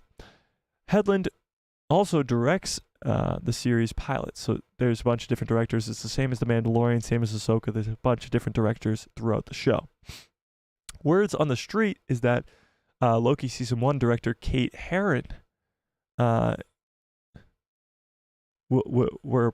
these other people were approached to join the directing team on the show, but they don't have an official roster for the directors yet. Actually, I think there was an official roster. I don't know. We'll see. Oh, that's it? Okay. That's it, I guess. Yeah. Well, Acolyte's going to be cool. I mean, Sith and Jedi, sign me up. But I want to know what you guys think. Are you excited for the Acolyte show? Let's put it this way, actually. Which are you more excited for, Skeleton Crew or Acolyte? Seeing how Skeleton Crew might still be the first one to come out next year, or maybe it's delayed a whole year. We don't really know. What do we think? Daylight Rap says, oh my God, what is your Insta? What's my Insta? My Insta is the guy who loves Star Wars. Do they have audiobooks of this, or do I have to read it old-fashioned way? Oh, there's a ton of audiobooks. Actually, the audiobooks they do for the High Republic are really, really good. They do all the... They do all, you know, the... Yeah, but they do all those things where, like, you know, they... You know? They do all the like special effects and stuff. So like when there's a fight going on, you hear lightsabers swinging or you hear blasters firing. They do all the sound effects, the music and stuff. So the audiobooks are really, really good. Tony says, Kiadi Mundi states, the Sith are extinct. They have been for nearly a millennium. But the High Republic era is only a few hundred years before the Phantom Menace. Yeah, so you can't really see the Sith come into contact with the Jedi in this show, or it won't make any sense. And I believe Mace Windu says the Sith have been gone for 1,000 years. And that would line up because, of course, the Old Republic is 1,000 years ago. Jedi have believed that Sith have been extinct, but they've been lurking in the shadows. Yes, because that's... Darth Bane puts in the rule of two, so there's only two Sith at the same time, a master and an apprentice. And that's kind of how they remain hidden for 1,000 years. Until Plagueis and Palpatine want power. Yeah. Cat's Paw, what's up? Cat's Paw says, coming to the party late, just woke up from my flu meds. What's going on? I got the flu, Cat's Paw. I'm sorry about that. Hope you're feeling better. Well, we were just talking about the delay, or possible delay, rumored delay of a whole year of Skeleton Crew, and then we were just talking about some Acolyte as well.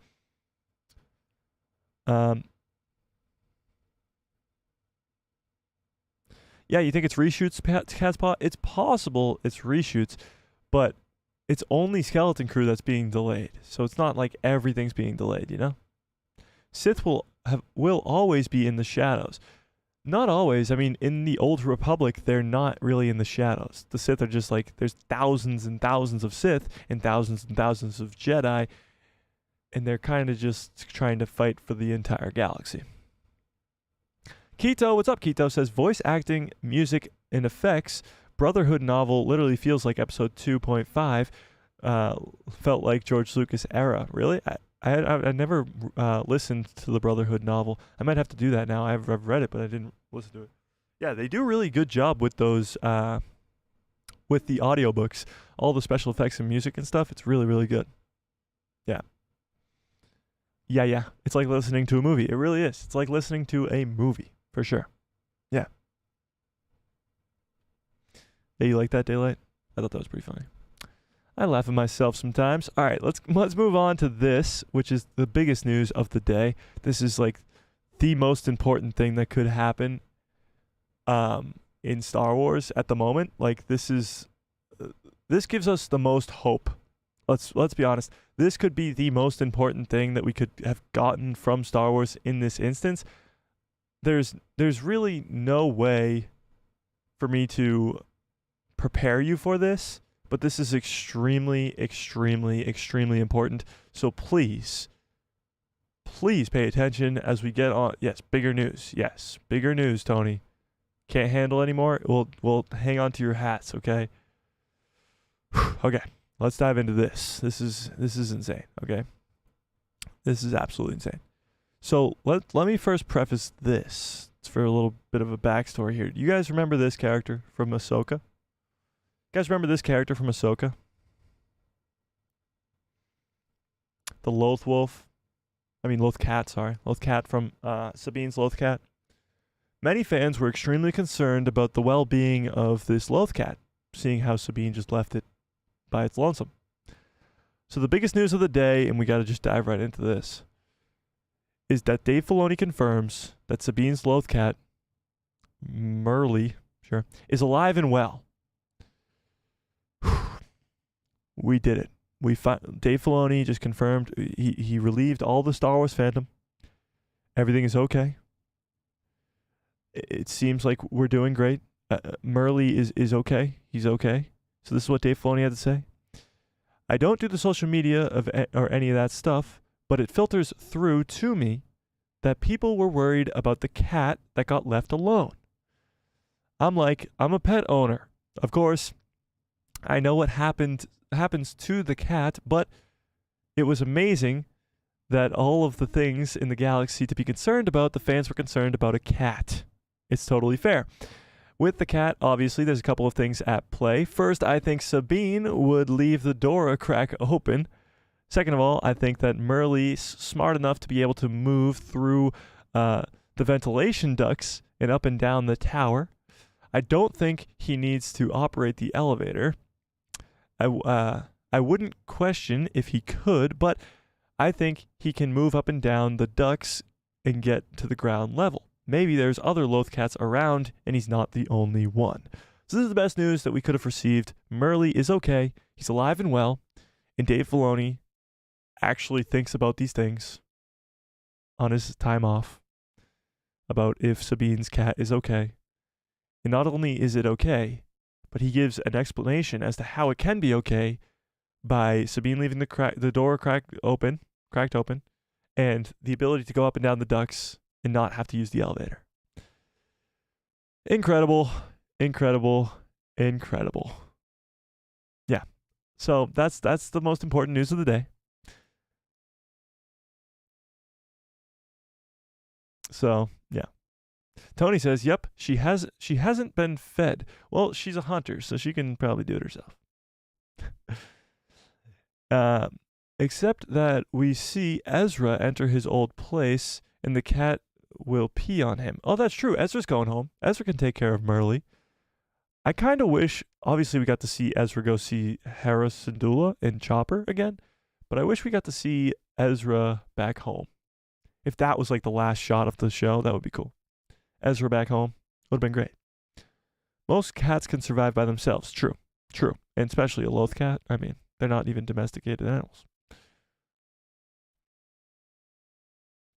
All right. He's still at 2 more. Can we please just get 2 more of you people that are watching right now to go subscribe to our boy, The Last Clone Studio? We need to get him to 400 subscribers. Need to. Immediately. 2 more people. Come on, guys. We got this. Go give him some love. Anthony says, "Hi, Mike. I know this stream is almost over, but I'll watch this now and then watch from the beginning later." Oh, that's cool, Anthony. How are you doing today? All right, let's dive into what I got next, which is, of course, more serious news. Let's read some Taika Watiti stuff, okay? So we've been talking about the Taika Watiti movie for months now. Like, is it happening? Is it not happening? What's it going to be about? Do we want Taika to do a movie? All this stuff. Taika Waititi Star Wars movie, it's craziness. We don't really know what's going on. He doesn't even really know what's going on. We don't know if we're actually going to get this movie. It's a whole roller coaster ride. But we got a new hill to go up and down on this roller coaster. So let's read into this. Well, first, while I read this article, please tell me what you think about this. Like, do you think Taika Waititi's movie will ever actually become a thing? Taika Watiti wants to evoke the feeling that the original trilogy, of the original trilogy in his Star Wars movie. Well, who doesn't? The original trilogy was a freaking phenomenon. It was like the biggest thing on the planet. Another day, another story about the long in development Taika Waititi Star Wars movie. This is perfect.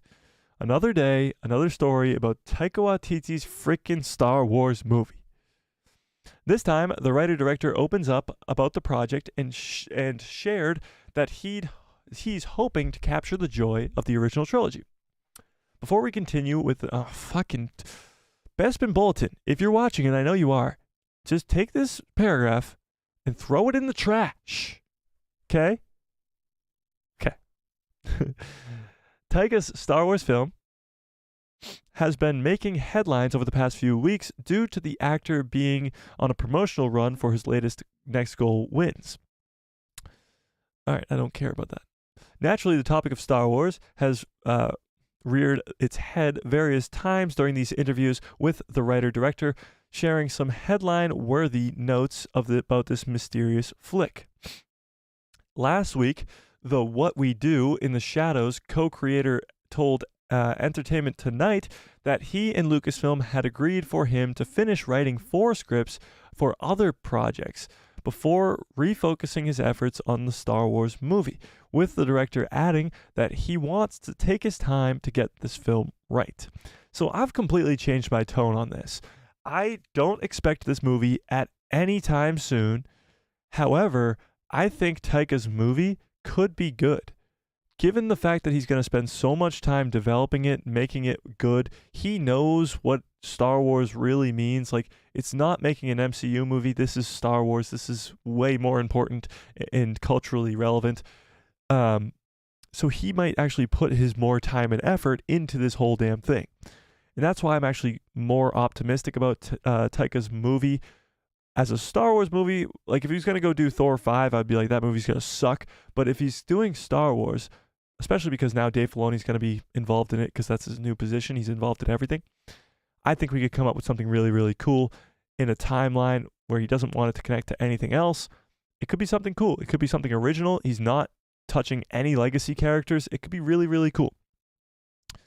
But it won't be for a very long time, which is I'm also okay with. I'm very okay with that at this point. I have lost all hopes of this movie coming out anytime soon. But let's keep reading. He then followed up that nugget by telling Variety that his Star Wars film would be very much a Taika Watiti film. Now that might anger a lot of you guys, but when it comes to Star Wars and when it comes to Taika Waititi, I think he kind of knows what's going on. He worked on The Mandalorian for all 3 seasons, I believe. Yeah, all 3 seasons. He worked on The Mandalorian as the voice of IG-11, but he also directed 2 episodes of The Mandalorian Season 1. So he knows Star Wars. And he's worked with Dave Filoni, he's worked with Jon Favreau, and he has that sort of background. When asked if his film would be true to Star Wars fans, having come to know and love about what they've come to know and love about the movies, before the director added that his Star Wars movie will piss people off as he began to laugh.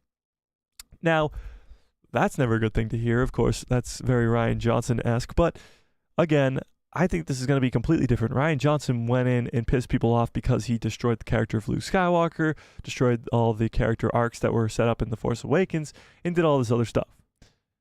I think this is a completely different scenario because he's not touching any legacy characters. He wants to evoke the original trilogy vibe, and he'll be somewhere else in the Star Wars timeline. That's a new story, which could be cool. Because he helped start a new story with The Mandalorian as well.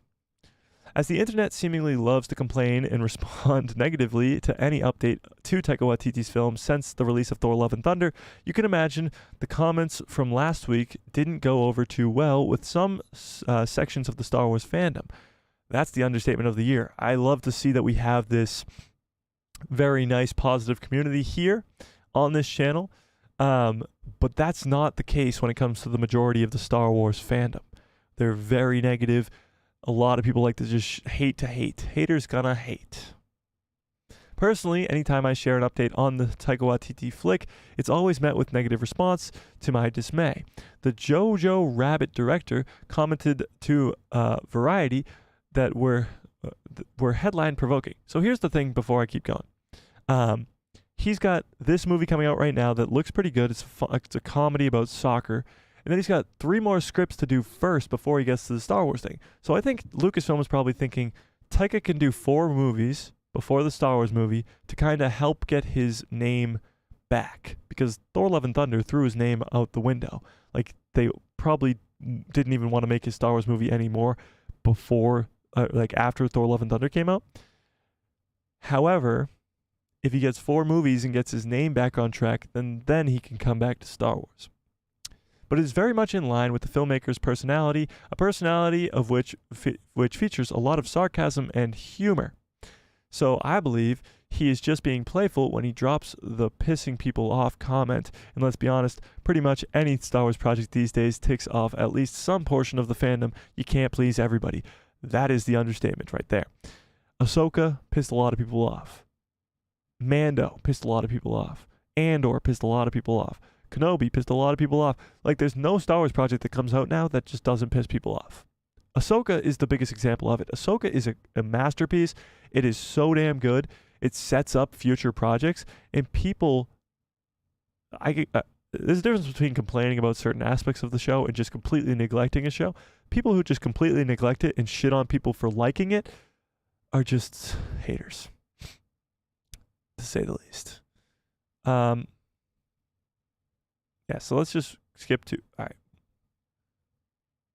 Yeah, we'll read this. That brings us to now, where Taika Watiti appeared on the Kelly Clarkson Show to promote The Next Goal Wins.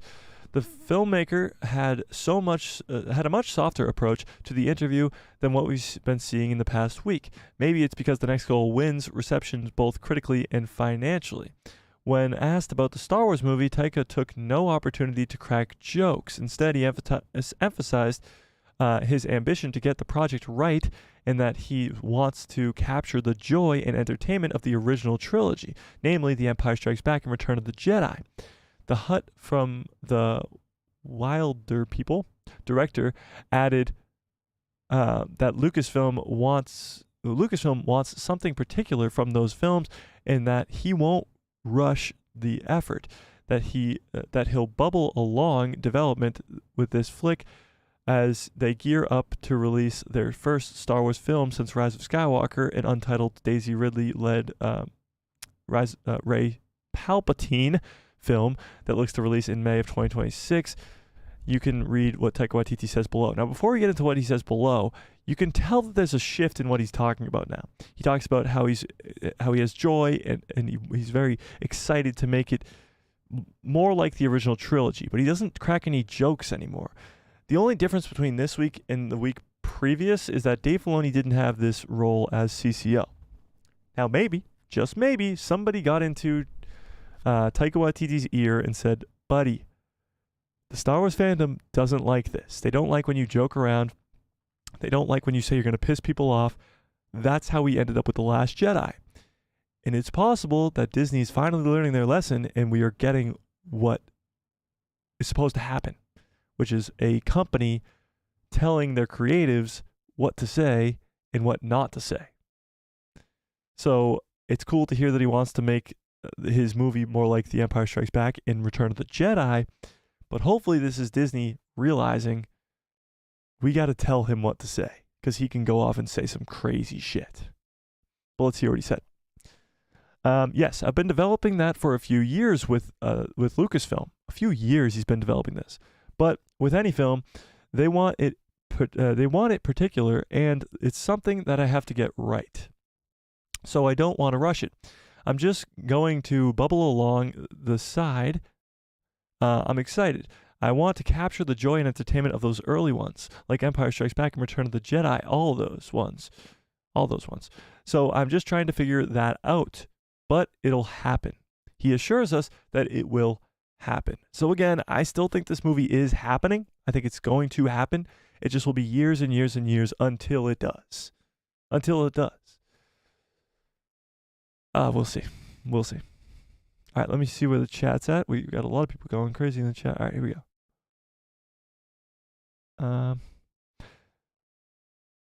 Anthony says, I think now the more pressed question is, should we be excited for Taika Waititi's Star Wars film?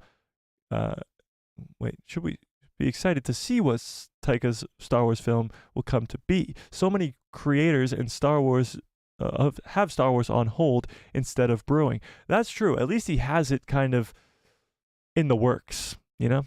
That is true. Cat's Paw says, I'm working overnight, so it's about 2:30 a.m. time, so I'll be seeing most of these streams recorded with a time change. It's 2:30 a.m. where you are, Cat's Paw? That's crazy. Right now? Where are you? It's 3:30 p.m. where I am. That's crazy.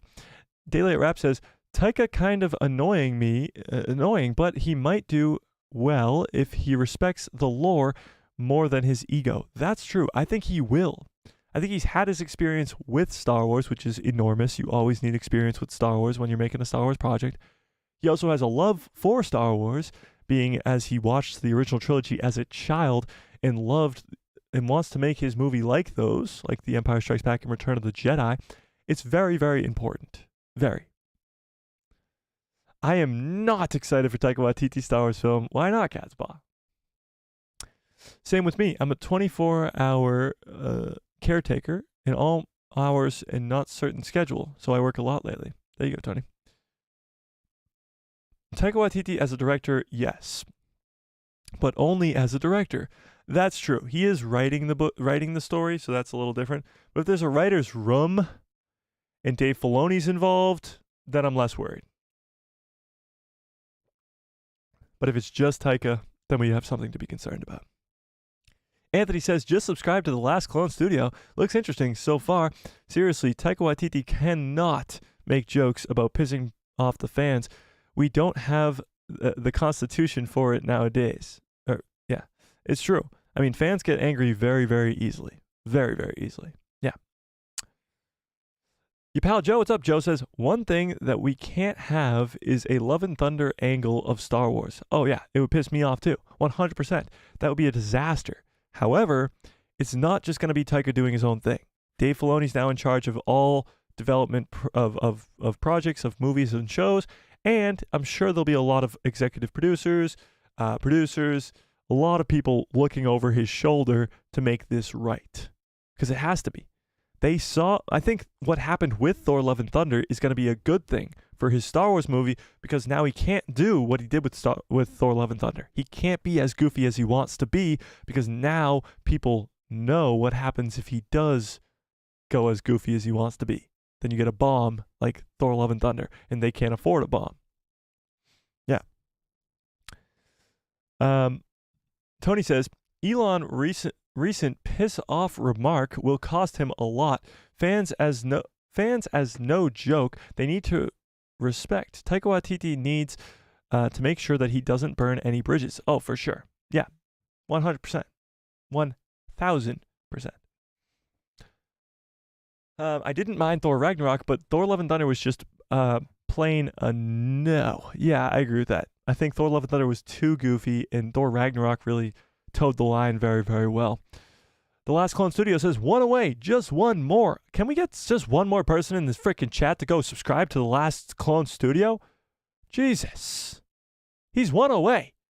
400 subscribers. Can we just help a guy out?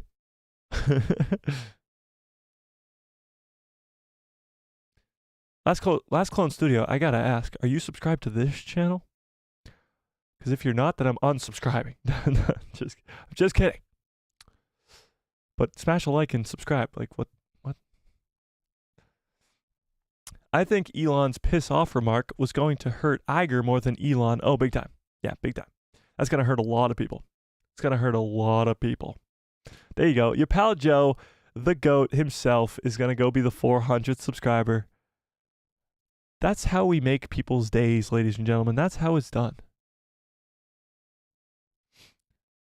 No, it's not 2:30 a.m. It's 2:30 p.m. But since I sleep during the day, it's like 2:30 a.m. Oh, I get you. I get you, Catspaw. I get you. I just want to bubble along the side. That doesn't seem like he's too confident about his commitment. It's like he's play acting his interview. That's kind of true, but also what I kind of got from that is he's more like along for the ride. He'll direct the movie, but he's probably got a writer's room. He's probably got a bunch of different people working on it with him. So he's just along for the ride type of thing. Like, it's not just going to be him, you know? Yeah, no? Did we do it? Did we do it? Guys, we accomplished something very great today during this stream. Very great. We just hit 401 subscribers on the Last Clone Studio. Now, Last Clone Studio, you best be subscribed to me. I believe this is the first time I've seen you in the chat. Correct me if I'm wrong. But we did something great today. We hit 400 on his account. Very good. Round of applause to you guys.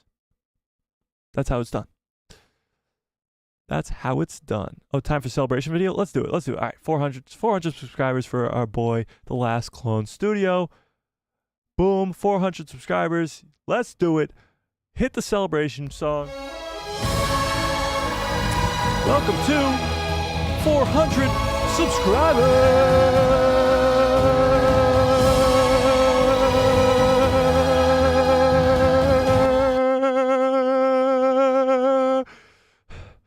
Congrats. I hope you feel honored. Much love. All right. Where was I? Pal Joe says knowing Filoni is involved makes everything way more comfortable with future Star Wars projects. I completely agree.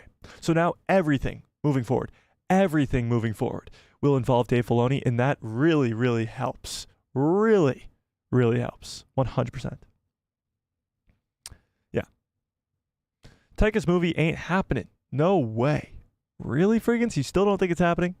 I think they've definitely put it on the back burner. It's not going to be the first movie that comes out. It's not going to be the second movie that comes out. It's not going to be the third movie that comes out. It'll probably be the fifth or sixth movie that comes out, but I think it will eventually be made. I do. Let's end this. Oh, wow. Yes took over on this poll. The math is not mathing, but do you think that the reports are true? 53% of you said yes and 46% said no. That's very close to 50-50. But it is interesting. I don't think the reports are true about Skeleton Crew, but we'll just have to wait and see, I guess. It could be the case that next week or the week after or the week after that, we're going to get a trailer for Skeleton Crew. Or maybe even the trailer for Acolyte. We know that they already have these trailers.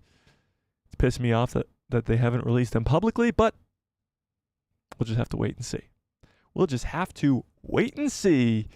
Is there any other news that you guys wanted to talk about today? I'm pretty sure I went over everything that we had. Let's see. Yes, we did that. Pretty sure we went over everything. Oh, wait. Oh, okay. Never mind. It's just very strange to me because everybody, I just opened Twitter, and this is the first thing I saw. Everybody thinks that Skeleton Crew's coming out first. That's just what we think it's going on. We thought it was Skeleton Crew, Acolyte, Bad Batch Tales, Andor. It would end the year. Now, maybe it's because of delays, maybe because of the strikes. I don't really know. But everybody seemed to think that Skeleton Crew was next, and it's done. It's done. It's just strange to me. If you guys aren't following me on Twitter, we are getting close to actually 1,000 subscribers, I believe. Yes, 912, and you'll get cool, funny memes like this. I mean, come on, this is fucking hilarious. Or this, the next Star Wars movie. So would you guys rather watch this, The Rise of the Motherfucker, or Taika Watiti's movie? Should we put that? Should we vote on that? The Mace Windu movie or the Taika Watiti movie? And of course, somebody said in the chat, "Is he dead?" And I responded with, "No one's ever truly gone." Yeah, go follow me on Twitter. And you get all these awesome, cool things. And then while we're at it, let's go follow me on Instagram too. Right here. What the hell's that? Right here. Go follow me on Twitter. You get cool memes like this. Smooth Mall. Chad the Hutt. They replaced Yoda with Grogu, by the way, if anybody saw that.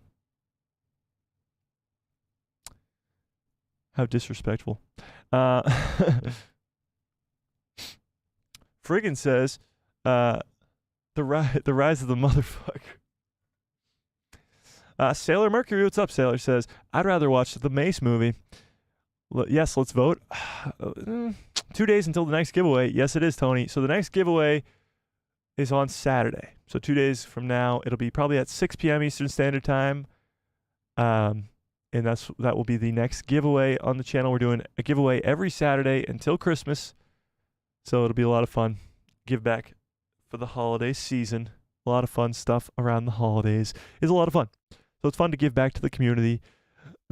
Having the ability to get some random person who comes into the chat, like a valued subscriber of mine, the last clone studio, to get him to 400 subscribers is very, very cool. We did that today. So you guys should feel you should feel very proud of yourselves. You did something great today. You made someone's day. And that's the goal. So I'm going to get on out of here. This was an amazing stream. We almost went for 2 hours. We'll have another long one on Saturday because we're doing a giveaway, and it'll be another fun thing. I'll have my Christmas Star Wars sweater on again. It'll be awesome. Tony says, you have to be live to get the prize. No, you don't. You just have to be a member. You have to be a member to get the prize, and it's only 99 cents. So if you can scrounge up 99 cents from now until Saturday, you can become a member and get instant access to this giveaway and have a chance to win. Last week, John Groom and Sulphur Squirrel won, and they got some cool prizes. So yeah. All right. I'm going to get on out of here. You guys the absolute best. I hope you have a great rest of your evening. Smash the like on this video if you liked it. Hit subscribe and hit that bell so you get notified every time I post a video. Smash a like on this video. What are you doing? Smash a like. And may the force be with you. Always. Where's that stupid button?